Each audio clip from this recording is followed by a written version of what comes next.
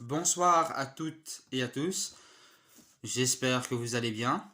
Alors, comme je l'ai annoncé sur le groupe Les Chevaux dans notre vie, ainsi que sur Facebook, ainsi que les partages, nous voici arrivés à la 8e thématique, où on essaiera de débattre sur ce titre, le patient en équithérapie.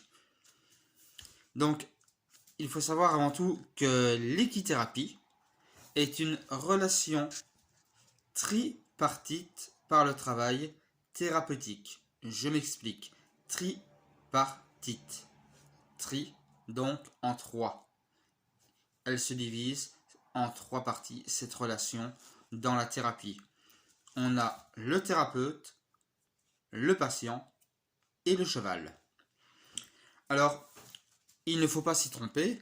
Il ne suffit pas, bien sûr, de caresser un cheval pour soigner tous les problèmes ou certains problèmes, aussi bien psychiques que moteurs.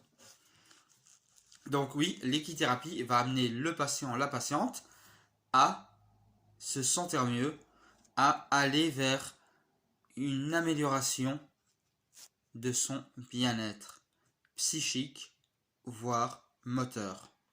Alors, il faut savoir que la personne en situation de handicap, quel qu'il soit, en équithérapie, sort de ce contexte médical, si on veut, de ce cercle médico-social, de structure, d'accueil médico-social et psychiatrique. Donc, cette personne va se retrouver face à un cheval.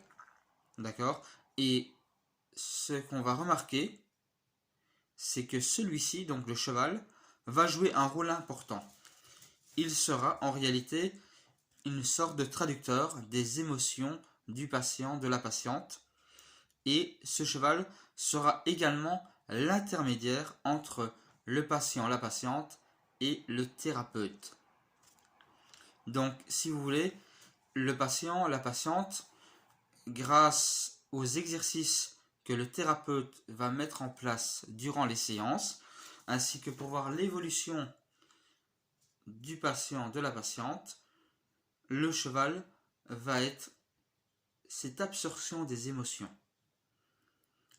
Ainsi, les codes qu'il va envoyer, le thérapeute va les analyser afin d'améliorer le travail de la séance thérapeutique avec le patient ou la patiente.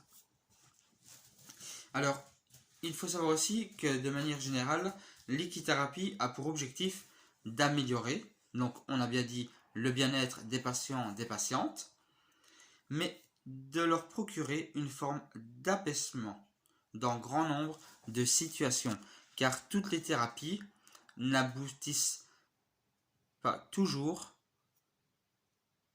elles ne sont pas toujours sur une fin d'amélioration positive. Ça soulage, mais il y a encore un autre travail qui peut se faire par la suite.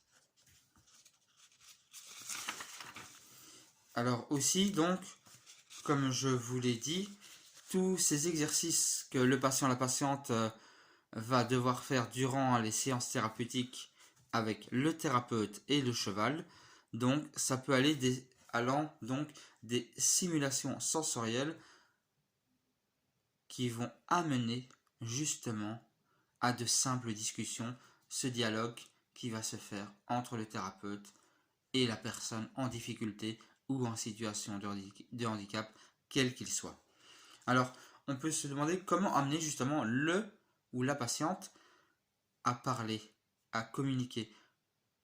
Eh bien, tout ça, on va le faire, comme je l'ai dit, grâce au cheval. Car le cheval, je le rappelle, comme j'en ai parlé dans d'autres thématiques, est un être donc de sensibilité. Il n'a pas cette perception du jugement. Il ne juge pas, il ne se moque pas, il ne dénigre pas. D'accord? Et ce cheval offre à la personne qui suit la thérapie la possibilité de profiter d'une relation sans critique ni jugement. Alors bien sûr, on connaît peu l'équithérapie. S'il y a des personnes qui connaissent ou qui ont déjà vu à la télé certains documentaires, il y a ce genre de thérapie en Asie, notamment dans le sud de l'Asie. Je ne sais pas vous dire exactement quel pays. Je me tromperai à dire la Thaïlande ou le Cambodge ou le Laos, par exemple. Mais j'ai vu, oui, qu'on peut faire des thérapies avec des éléphants. Et ça, franchement, c'est magnifique. Renseignez-vous, regardez sur YouTube des vidéos si vous voulez. On peut faire ce genre de thérapie. Bon, ça a un coût, bien sûr.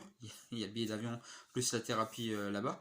Mais on peut le faire également aussi avec des éléphants. Et c'est très intéressant. Donc, pour revenir, non pas à nos moutons, mais à nos chevaux. Donc, le cheval va apporter nombreux bienfaits. Et ça, c'est très important que le patient, la patiente, ressente cette place importante qu'on lui donne pour s'exprimer. D'où il est important de bien préparer les séances de thérapie avec le ou les chevaux. Donc voilà, j'attends vos commentaires. Qu'est-ce que vous en pensez? Venez poser vos questions, débattre. Et je vous retrouve fin de semaine pour le live. D'ici là, passez une bonne fin de soirée et à demain.